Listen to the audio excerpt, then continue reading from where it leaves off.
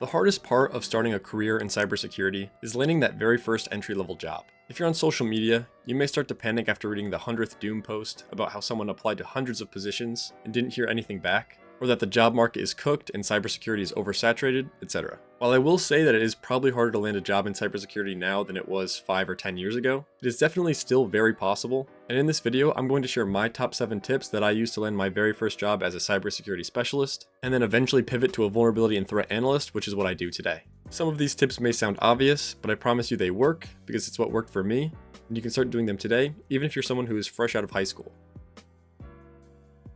My very first tip, which is the most obvious, time-consuming, and expensive one, is to get a 4-year degree in a tech-related major. While it is true that you learn most of what you do on the job once you're in the field, it is extremely hard to break into your first cybersecurity role without a degree in this current job market. Just go on LinkedIn, Indeed, Glassdoor, or any hiring service, and you'll see that pretty much every single cybersecurity job posting requires that you have a 4-year degree in either something like computer science, cybersecurity, information technology, or software engineering. And this is for a couple different reasons. The first one being that an entry-level cybersecurity role isn't necessarily an entry-level job. Cybersecurity is a specialization in the greater IT world, and there's a ton of information that you need to know about networks and technology before you know how to defend it. So a 4-year degree shows employers that you've taken the time to learn that information, and at least have a basic understanding of networking, IT, and cybersecurity practices. Another reason is that the entry-level job market is a little oversaturated, so in order to rule out a ton of the incoming job applications, employers are going to have automated HR filters that are going to rule out anyone without a degree or multiple years of job experience, because it would be a pretty big risk on the employer's part to hire someone without any job experience or a degree, and have just done a couple of boot camps and maybe have a few certifications. So getting that 4-year degree is essentially the bare minimum for today's standards. Obviously, a bachelor's degree in cybersecurity would probably be the best choice, but as I mentioned, a degree in software engineering, information technology, computer science, or something similar would also probably get you in the door, especially if it's supplemented by some other tips on this list. Speaking of other tips, number 2 is to learn a programming language. It does not matter which one. Being able to automate tasks with scripts and write code is a huge leg up on anyone who can't. I personally use bash scripts and PowerShell all the time when I'm at work. I've wrote scripts to help teams patch vulnerabilities. I've wrote scripts to harden configuration files. I've wrote scripts to see which laptops on our network don't have the latest Microsoft Defender antivirus definitions. Being able to write simple scripts to automate some of the most monotonous tasks is extremely useful and will make you as an employee much more efficient, and managers absolutely love to see it. Take it from me, I've written these scripts on the job and I've had managers come to me and praise me for automating a certain task for them, or making a deployment of something so much quicker and easier. And it can also get rid of a lot of human error. And I'm not saying you have to become a coding wizard and learn how to build a web application or something crazy like that. At the very least, you'd need to be able to at least read code in most cybersecurity fields. This is a useful skill for both the red team and blue team in cybersecurity, because the red team is going to need to know how to read exploit code to make sure that it's not doing anything that it shouldn't, and the blue team needs to be able to read code in order to analyze malware. And like I said, everyone in cybersecurity or tech in general can benefit from being able to write scripts or code to make their day-to-day tasks incredibly efficient. Personally, I suggest starting with Python because, in my opinion, it is the easiest to get started learning on, but you can pick whatever programming or scripting language that you want. And this is because programming concepts carry over between languages, and so does most of the syntax. So once you really know one programming language, it's very easy to learn the next one. My third tip would be to start playing with Linux. When you start applying for jobs in cybersecurity, or you land your first job in cybersecurity, you'll most likely work for a company that uses some amount of Linux-based servers, and these servers will need to be maintained and secured. I've heard statistics that roughly 60% of public-facing web apps use Linux, and it is extremely common in medium to larger businesses, so having experience in how to navigate around the operating system, how to configure it, how to update it, how to secure it, are going to be extremely useful skills. You can start playing with Linux by spinning up a Linux virtual machine of any kind. It can be Ubuntu, Kali, Mint, Parrot, doesn't matter, and then just start playing around. Get familiar with the terminal and navigating around with the command line. Learn the basic commands to interact with the file system. There are so many tutorials online about how to get started with Linux, and I even have my very own hacking VM setup video, so there's a shameless plug that you can go check out if you're interested. Tip number 4 is learn the basics of computer networking. Understanding networking concepts is a prerequisite to cybersecurity, and this is because you really need to understand networking concepts and fundamentals in order to know how to secure them. If your college experience was anything like mine, then you will spend so much time covering security concepts that the networking concepts that are supposed to be the foundational level kind of get glazed over, which kind of seems backwards to me. In order to understand security, you need to know networking first. So a great resource to start learning the networking basics is the CompTIA Network Plus material. But you don't necessarily have to pay for the CompTIA Networking Plus training and resources. You can pay much less by getting training off of Udemy, or you can learn it for free with Professor Messer's YouTube course. Shout out to Professor Messer, he helped me with the Security Plus. And I'm not saying that you need the Network Plus certification, but I am saying that you need to know the information that is covered in the Network Plus, because everything in cybersecurity is built on top of that.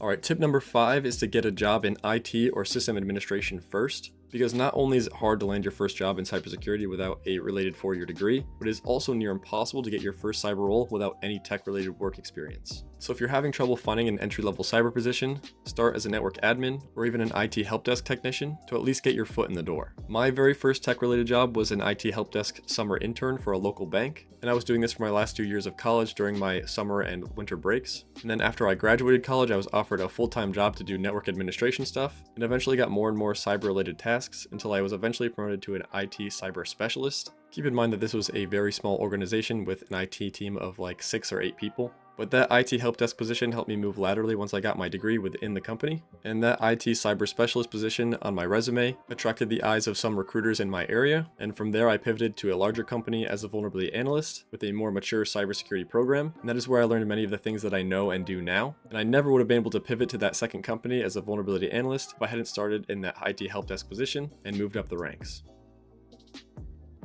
And this brings me to tip number 6, which is to study the Security Plus or the CySA Plus on the side. The CompTIA Security Plus is the most sought after certification by hiring managers for entry-level cyber positions, so you should really focus on studying for and actually getting this certification when you have time and feel ready. Personally, I was studying for the Security Plus after I had graduated and was working as the sysadmin/cyber specialist at the local bank, but if I could do it over again, I would have started way earlier during my college years. But if you feel that you don't have time during college, that's completely okay too. Same as the Network Plus tip, there are plenty of paid and free resources, including the CompTIA official training, Udemy courses, and again, Professor Messer. I personally use Professor Messer to cover all of the topics, and then I bought some Udemy practice exams to make sure I was ready to take the certification test. Once you have your Security Plus, the next certification you may want to go for will depend on the type of cybersecurity role you want. So if you want to be a part of the blue team and be in a SOC role, then the CySA Plus would probably be the next best certification to go for. And for red team, if you want to do things like penetration testing, the OSCP and CPTS are some great certifications to get as well.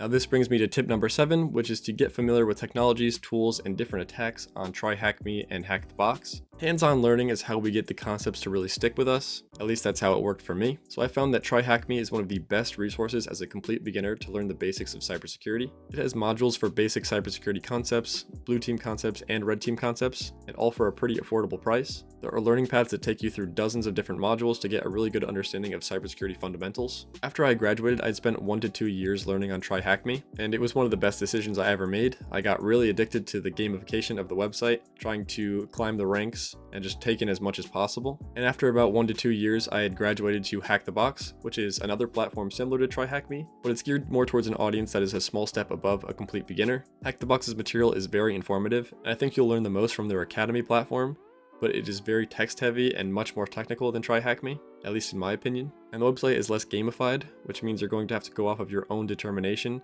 to really want to complete the modules and get the most out of your learning.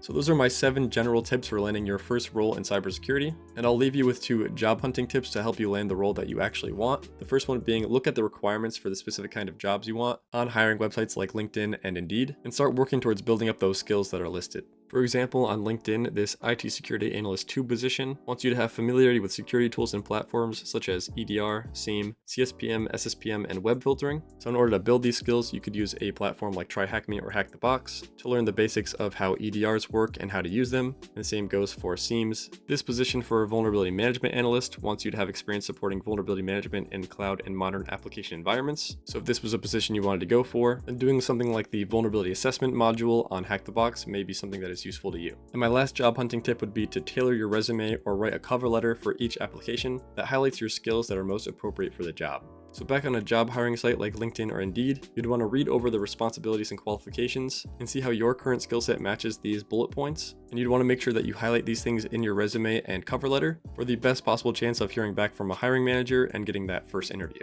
Alright, that's it for this video on getting your first job in cybersecurity. If you liked or found this video useful, please leave a like and subscribe for more content like this, and I'll see you in the next one. See ya.